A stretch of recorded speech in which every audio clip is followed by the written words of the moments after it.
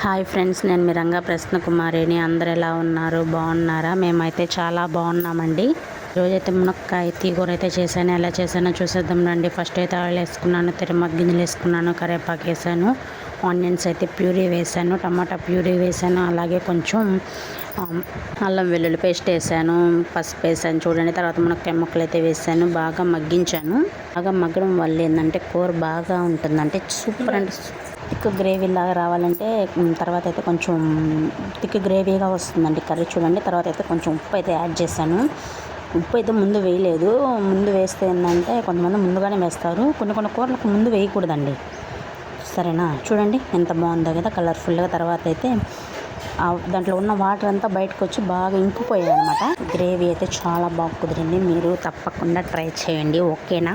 Try చేసి ఎలా వచ్చిందో కూడా కామెంట్ చేయండి, లైక్ చేయండి, షేర్ చేయండి, సబ్స్క్రైబ్ చేసుకోండి. కొత్తగా మన ఛానల్ చూసేవాళ్ళు సబ్స్క్రైబ్ చేసుకోండి. కర్రీ అయితే నెక్స్ట్ లెవెల్ అనే చెప్పాలి. కర్రీ మాత్రం తగ్గేదే లేదు, ఎంత బాగా కుదిరింది. తర్వాత అయితే కొంచెం కారం అయితే యాడ్ చేశాను చూడండి, ఎంత బాగుందో కదా కలర్ఫుల్గా. కారం అయితే వేసేసి 5 మినిట్స్ మగ్గించి తర్వాత అయితే కొంచెం టీ గ్లాస్ వాటర్ అయితే వేసేసాను.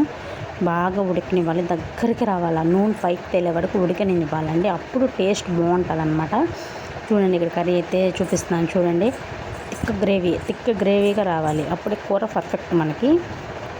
కర్రీ అయితే చూడండి థిక్ గ్రేవీగా ఇంకా రావాలి, దగ్గర పడతా ఉందన్నమాట.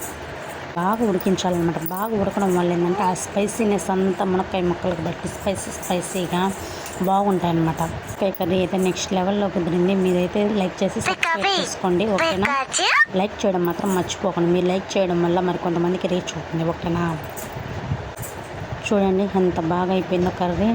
బాగుంది కదా? మీరేమంటారో కామెంట్ చేయండి. మీరు చేసుకొని ఎప్పుడైనా తిన్నారో లేదా కూడా కామెంట్ చేయండి. మీరు కానీ తినకుండా ఉంటే ఖచ్చితంగా ఒకసారి అయితే ట్రై చేయండి. ట్రై చేసి ఎలా వచ్చిందో కూడా కామెంట్ చేయండి, ఓకేనా? చూడండి కర్రీ అయితే పర్ఫెక్ట్గా అయిపోయిందండి. చూడండి అలాగా ఆయిల్ పైకి తేలాలన్నమాట. ఆయిల్ పైకి తేలడం వల్ల ఏంటంటే కర్రీ పర్ఫెక్ట్గా అయిపోయింది అని అర్థం. చూడండి ఎంత బాగా అయిపోయిందో కర్రీ. బాగుంది కదా? మీరేమంటారో కామెంట్ చేయండి, ఓకేనా ఫ్రెండ్స్? చూడండి కర్రీ అయితే అయిపోయిందండి. ఓకే, బాయ్ అండి.